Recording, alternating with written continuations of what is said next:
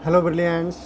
अभी हम करने जा रहे हैं सिक्स्थ क्लास के लिए NCERT math chapter number 5 understanding elementary shapes try these, page number 93 का solution.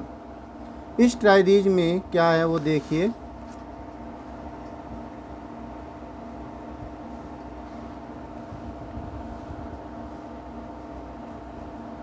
The hour hand of a clock moves from 12 to 5।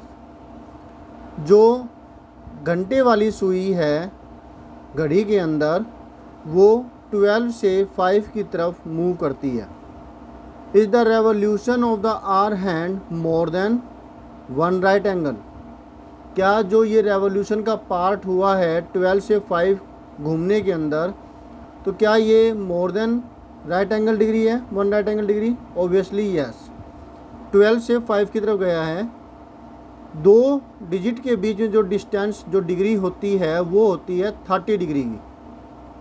और यहाँ पर जो मूवमेंट हुई है वो 1 2 3 4 5 जो बीच में डिस्टेंस आ रहा है 1 2 3 4 5।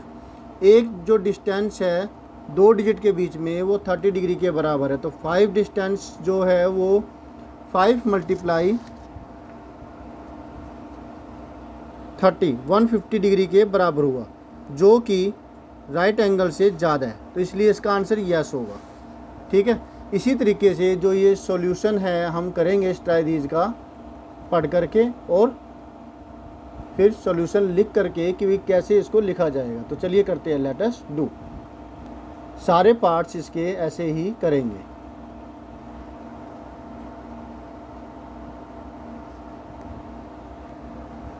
तो जो फर्स्ट पार्ट है उसका आंसर तो इसका यही होगा कि ये more than one right angle है। Yes, it is more then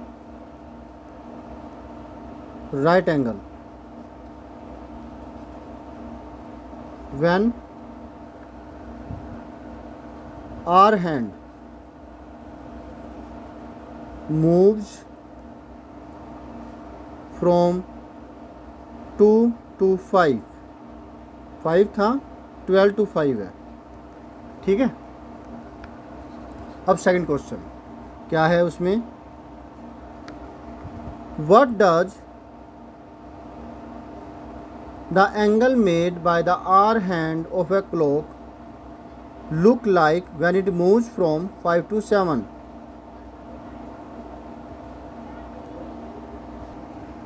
अब वो कैसा नज़र आएगा इसके लिए तो हमें इसको बनाना पड़ेगा, वॉच को बनाना पड़ेगा। ऐसा कोई क्वेश्चन आता नहीं है। और अगर आप इसको बनाना चाहे तो वॉच बना करके उसे शो कर सकते हैं। कैसे करेंगे वो देखिए। बराबर बराबर 4 हम यहाँ डॉट लगा लेंगे। 1 मतलब 5 डॉट्स 4 डिस्टेंसेस। इसी तरीके से यहाँ पर और इसी तरीके से यहाँ पर और नीचे भी।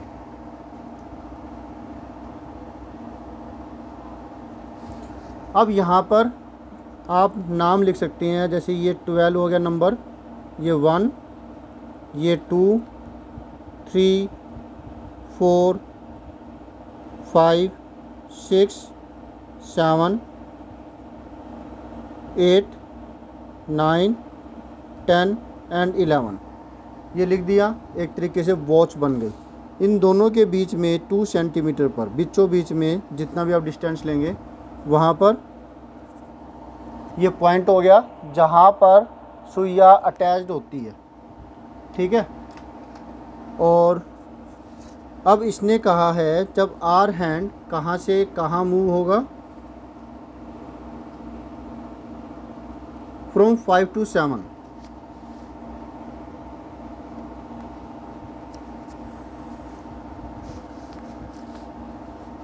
5 ये हैं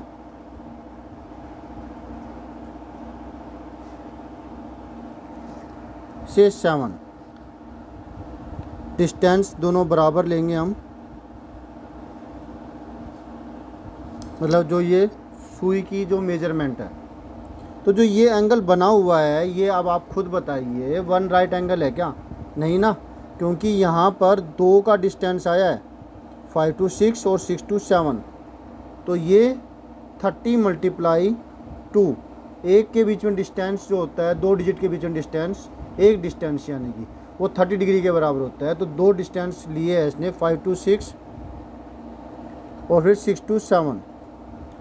तो ये हुआ 30 × 2 60 डिग्री, जो कि अब इससे पूछा भी गया है, is the angle moved more than 1 right angle? No, the angle is less than 1 right angle.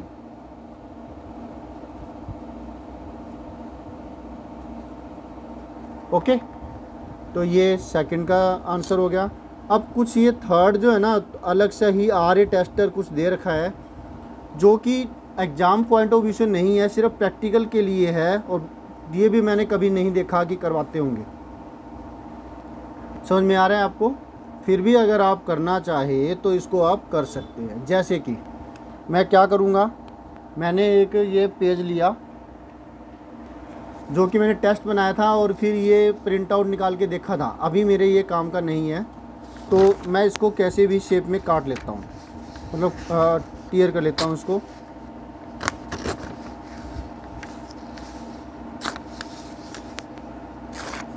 ये ऐसे कर लिया। अब क्या करना है, इसको बीचों बीच में से इसको फोल्ड करना है ताकि दोनों तरफ बराबर सा दिखाई दे। ये कर दिया बीचों में से, फिर इसको एक बार और फोल्ड करना है। तो ये बना है ना, जो ये अब शेप जो बनी है, ये RA टेस्टर का इन्होंने नाम दिया है राइट एंगल टेस्टर। ठीक है, अब क्या करना है वो देखते हैं। अब पहले तो इन्होंने कहा है इनको ड्रॉ करना है, draw the following and check the angle with your RA tester.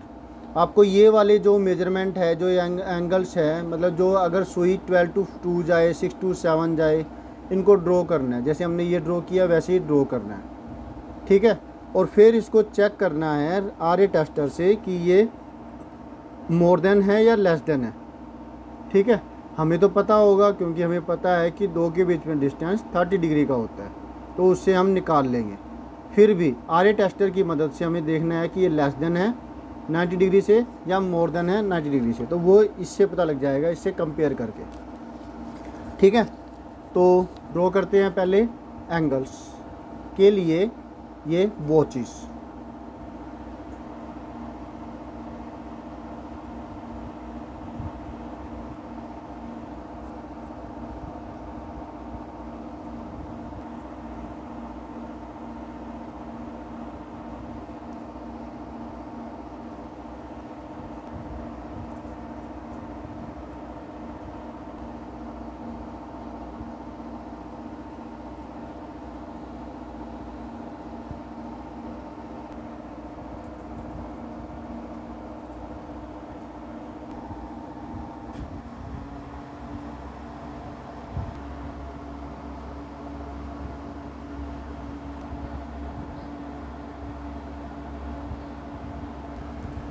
अब ये मैंने सारे के सारे ड्रॉ कर लिए, जिसमें यहाँ पर जो वॉच है वो 12 से 2 की तरफ मूव कर रही है, 12 से 2, इसके अंदर 6 to 7, और इस वाली में 4 से 8 की तरफ, और इस वाली में 2 to 5, वो ये वाला होगा, ठीक है।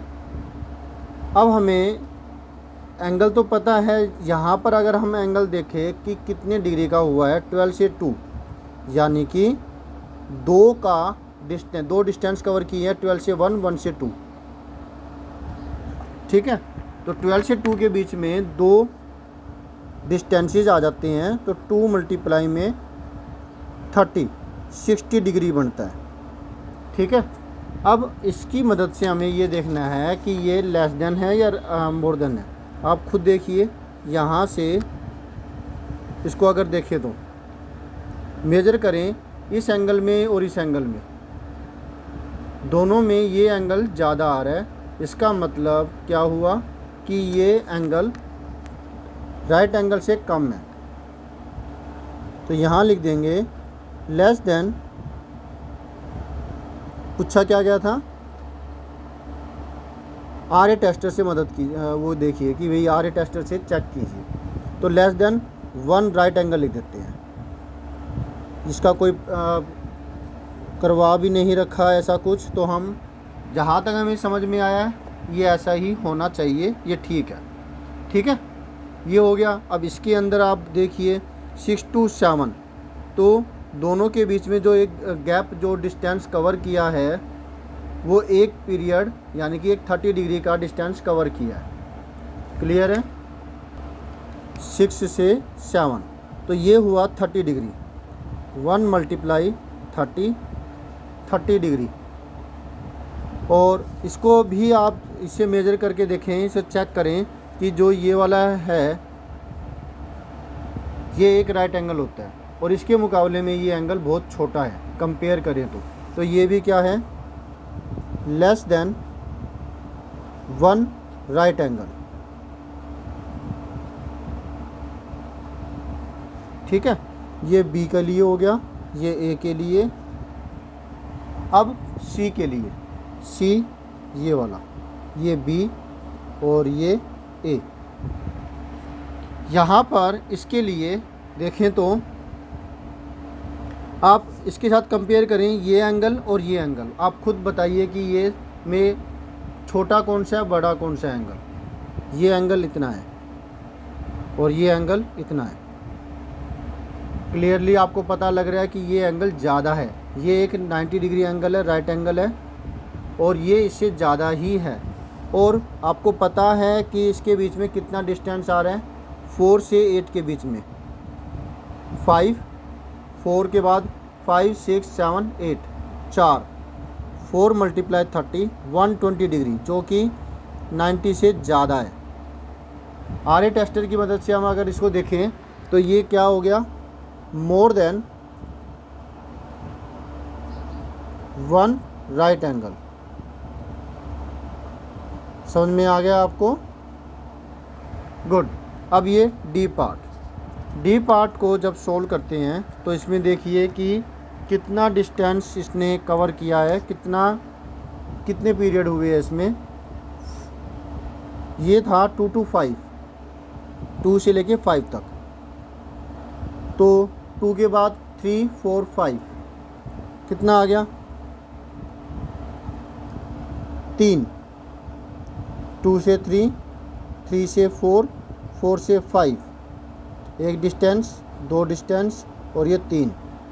तो 3 मल्टीप्लाई 30 डिग्री, ये 90 डिग्री है। ये आपका रफ़ करने का है, आपको तो आर टेस्टर की मदद से बताना है ना।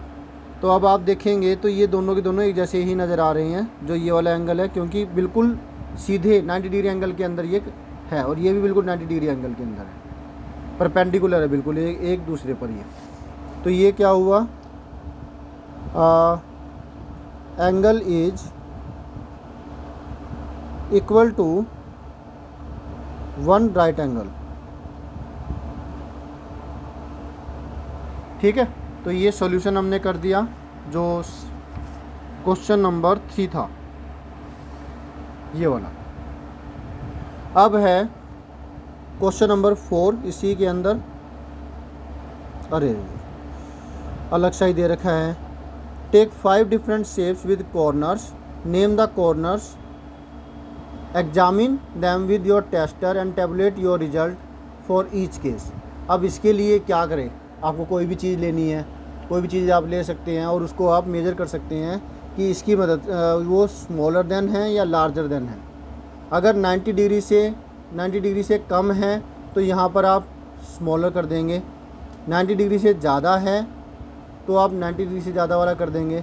और आपको कोई भी शेप लेनी है, शेप्स टेक लेने के लिए कहा है, ड्रॉ करने के लिए नहीं कहा। ठीक है, तो वो चीज़ जो है ये प्रैक्टिकल टाइप में हो जाता है। ओके, तो मिलते हैं नेक्स्ट वीडियो में जिसमें हम करेंगे नेक्स्ट सॉल्यूशन। ये हम नहीं कर रहे हैं क्योंकि इसमें कन्फ्यूजन है कि ए के अंदर अब यहाँ पर स्मॉलर देन भी आ रहा है, लार्जर देन भी आ रहा है। अब मैं आपको कैसे करवाऊँगा, आपके टीचर आपको किसी और तरीके से करवा सकते हैं, है ना, समझ में आ रहा है। तो आप वो डिफरेंट हो सकता है क्योंकि इसके अंदर स्मॉलर देन भी आ रहा है और लार्जर देन भी आ रहा है, दोनों ही केस आ रहे हैं। जैसे कि ए ले लिया, ए को अगर हम ऐसे नुकीला बनाए तो जो ये वाले एंगल है, 3 एंगल जो बन रहे हैं, ये तो एक्यूट एंगल है जो कि 90 डिग्री से कम है, लेकिन जो ये वाले एंगल है ये 90 डिग्री से ज़्यादा वाले हैं। तो एक ही के अंदर ज़्यादा केसेज आ रहे हैं। अब बी के अंदर इन्होंने क्या कर्व ले ली, बताओ अब कौन सा एंगल हम वो करें। इन दोनों के बीच में देखें, इन दोनों के बीच में देखें कर्व आ गई ना, इसलिए। तो चलिए फिर भी अगर आप कहेंगे तो मैं आपके लिए इसका वीडियो बना दूंगा, नहीं तो इतनी इसकी ज़रूरत नहीं है तो हम इसको नहीं कर रहे हैं। तो मिलते हैं नेक्स्ट वीडियो में जिसमें हम करेंगे next try these. Bye. Solution आप देख लीजिए, first part, second part, that's it. Bye.